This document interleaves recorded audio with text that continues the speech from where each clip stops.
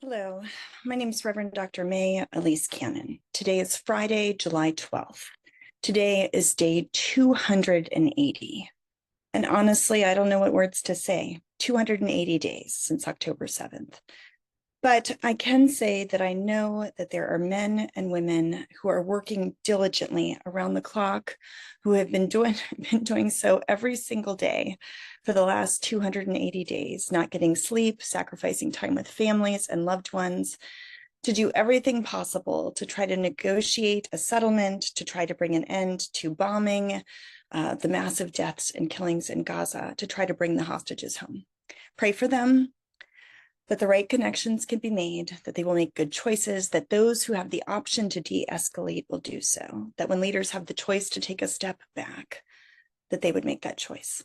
What's happened today, or at least as much as we're able to know about, with so many combating agendas behind the scenes, what's been publicly communicated. In terms of the ceasefire negotiations, US President Biden posted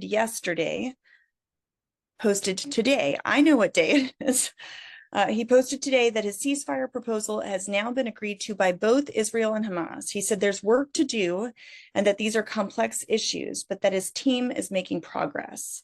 At the NATO summit yesterday, President Biden commented that there are a lot of things in retrospect I wish I had been able to convince the Israelis to do, but the bottom line is that we have a chance now.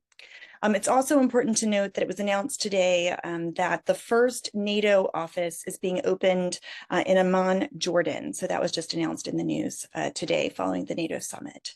In ceasefire negotiations, the Mossad chief Barnea pushed Netanyahu's demand that the IDF retain the right to resume fighting after the first stage of any deal. Sources familiar with the cabinet meeting yesterday reported in Israeli media. Barnea contended this leverage would ensure that Hamas does not change the list of hostages it releases during the first stage and would continue on to the second phase, according to sources. Israeli and Egyptian ceasefire negotiators discussed the possible use of an electronic surveillance system along the border between Gaza and Egypt to prevent arms smuggling, which was one of Biden, forgive me, now I sound like Biden, was one of Netanyahu's 4 red lines. You'll recall one of them was preventing arms smuggling across the Egyptian border. That's according to 2 Egyptian sources and a third source familiar. That was a Reuters report. Prime Minister Netanyahu's office denied that there was a discussion of the electronic surveillance system. He said that was fake news. He insists that Israel and Israel only remains in control of the Egypt-Gaza border.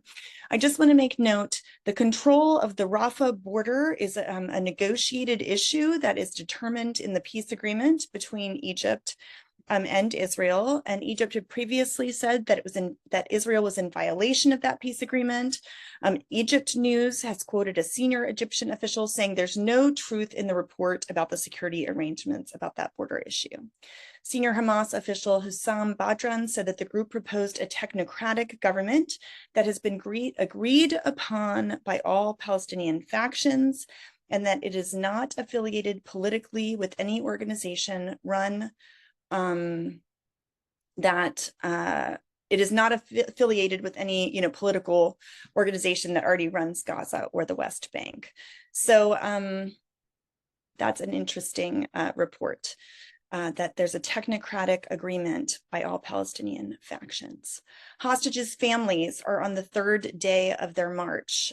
We've been talking about that the last couple of days. They're set to arrive to the Prime Minister's office in Jerusalem. One of the mothers of an Israeli hostage said the families are marching to Jerusalem to show and tell the Prime Minister that he should not torpedo this deal.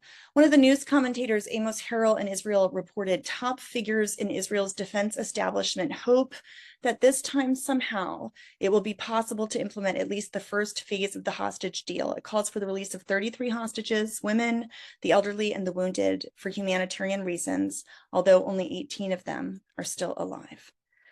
Rescue forces in Gaza have reported that they extracted 60 bodies from the Tel Al-Hawa neighborhood in Gaza City.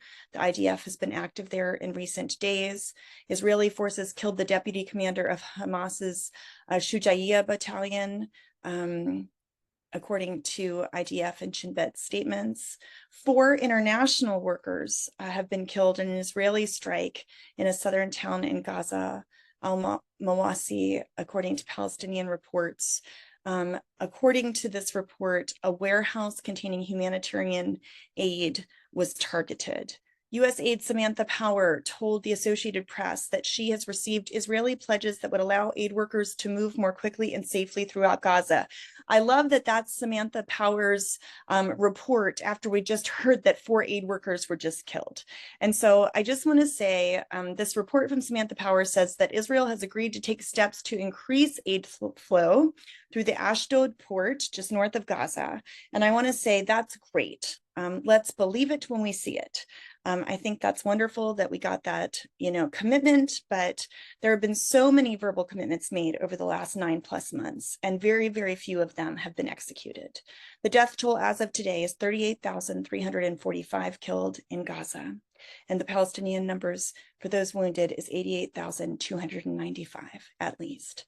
The International Court of Justice at The Hague will publish its position on the issue of Israeli occupation in the West Bank and East Jerusalem this next Friday. That has been a central point of the court's probe prior to the war in Gaza.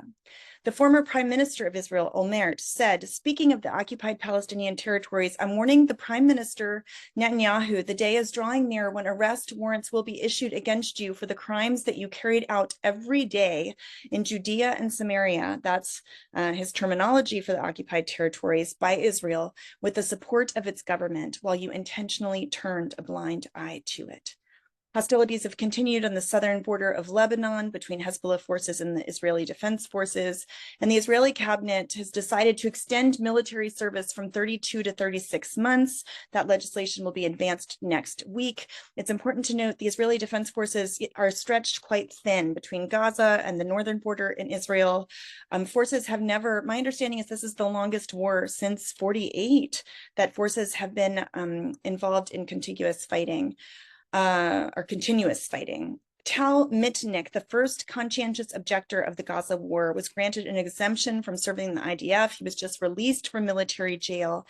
He served 6 successive sentences. He was imprisoned for over 6 months total, longer than any other conscientious objector in Israel in the past decade. And the IDF announced that there was a 33-year-old master sergeant who was wounded in a drone attack in North Israel who just died of his wounds. A 26-year-old Palestinian man was killed by IDF fire in the West Bank as well in the last 24 hours.